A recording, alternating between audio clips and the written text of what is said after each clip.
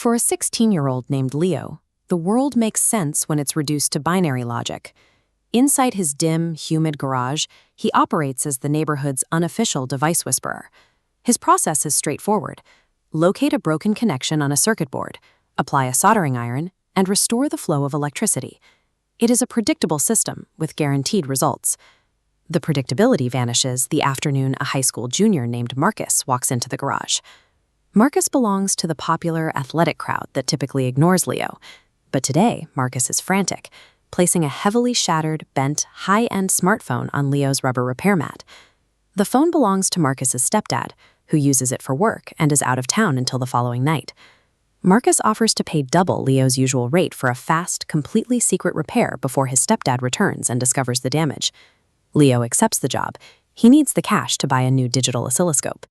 Hardware problems arrive with distinct blueprints and exact solutions, but human motives never come with a schematic. 2 hours of meticulous work later, Leo successfully replaces the display assembly and straightens the aluminum frame. He plugs in the power cable, and the device boots up cleanly, resting on the lock screen awaiting a passcode. Before Leo can text Marcus to ask for that passcode, the phone vibrates. A notification banner slides across the top of the new glass.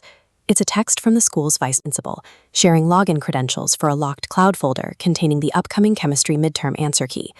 A second text immediately follows from a group chat called The Inner Circle, asking if the phone is working yet because half the team needs those answers to stay eligible for the playoffs. Marcus's stepdad is the regional IT administrator for the county school district. Marcus didn't accidentally drop the phone on a hike. He took it to breach a secure database.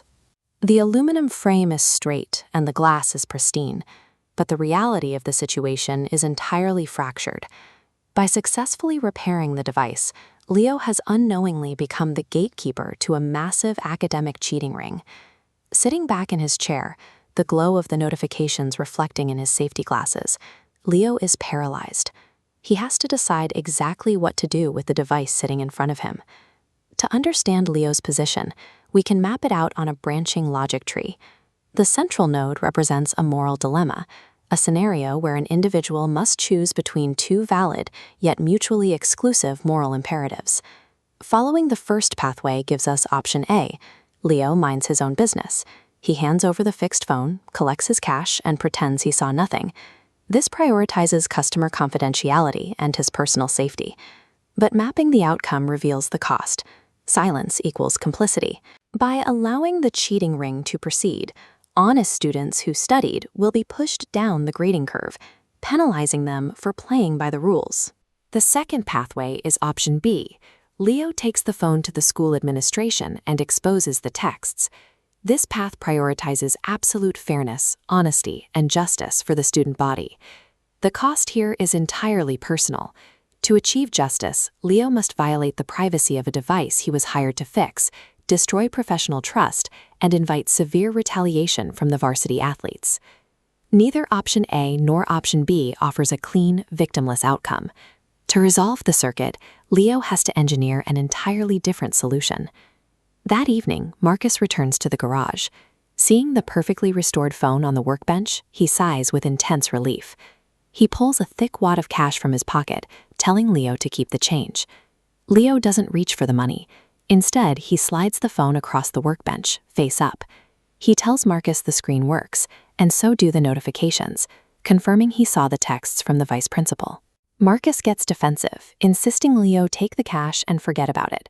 Leo refuses. He states clearly that he isn't going to play cop and report it to the principal. However, he also refuses to unlock the phone and hand it over until Marcus manually deletes the secure cloud link right there in the garage. Leo creates a third path. He refuses to act as the tool that facilitates the cheating, but he also avoids acting as the school's judge and jury. He places the ultimate moral burden of passing or failing chemistry exactly where it belongs, back in Marcus's hands. Several days pass. The following week, the chemistry midterm grades are posted on the classroom bulletin board. Marcus's name sits near the bottom of the list with a modest passing C-. Walking to lunch later that afternoon, Leo passes Marcus in the corridor. They don't exchange a word, but as they cross paths, Marcus gives Leo a short, distinct nod of respect. Leo walks into his next class down $200. He won't be ordering the new digital oscilloscope anytime soon, yet he sits at his desk feeling remarkably light. He navigated a broken system without compromising himself. The most critical repair Leo executed that weekend was entirely internal. He established his own boundaries. This comparison matrix illustrates a core behavioral framework in ethics, cleanly separating two concepts that are often confused: compliance and integrity. Compliance is entirely dependent on external forces. It means following the rules because someone is watching, because there is a camera in the room, or because you fear the punishment of getting caught. Integrity relies on an internal compass. It is the act of adhering to your values when absolutely no one is watching, especially when doing the right thing carries a heavy personal cost. You cannot build character by simply avoiding temptation. Character is forged in the specific moments when the pressure is high, the reward is tempting, and you draw a hard line that you absolutely refuse to cross.